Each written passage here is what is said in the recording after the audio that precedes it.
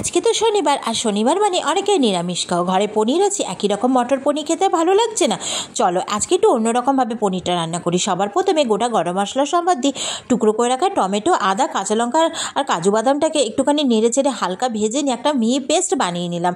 কড়াইতে বেশ কিছুটা পরিমাণে বাটার দিয়ে টুকরো করে রাখা টমেটোটাকে নেড়ে চেড়ে হালকা একটুখানি লালচে করে ভেজে নিই। তার মধ্যে পরিমাণ মতন ধনের গুঁড়ো, নুন, হলুদ, লঙ্কার গুঁড়ো, সামান্য পরিমাণ মিষ্টি দিয়ে একদম লো ফ্লেমে মশলাটাকে ভালো করে কষিয়ে নিলাম। মশলা থেকে তেল ছেড়ে গেলে পেস্ট করে রাখা মশলাটা দিয়ে দিলাম। সামান্য পরিমাণ জল দিয়ে সব কিছু ভালো করে মিশিয়ে নিয়ে বেশ কিছুক্ষণ কষিয়ে নিলাম। মশলা থেকে যখন তেল ছেড়ে গেল তখন একটু বড় করে কেটে রাখা পনিরের টুকরোগুলো দিয়ে সব কিছু ভালো করে মিশিয়ে নিয়ে একদম লো ফ্লেমে আরও বেশ কিছুক্ষণ ভালো করে ফুটিয়ে নিলাম, যাতে পনিরের ভেতরে মশলার ফ্লেভারটা ঢুকে যায়।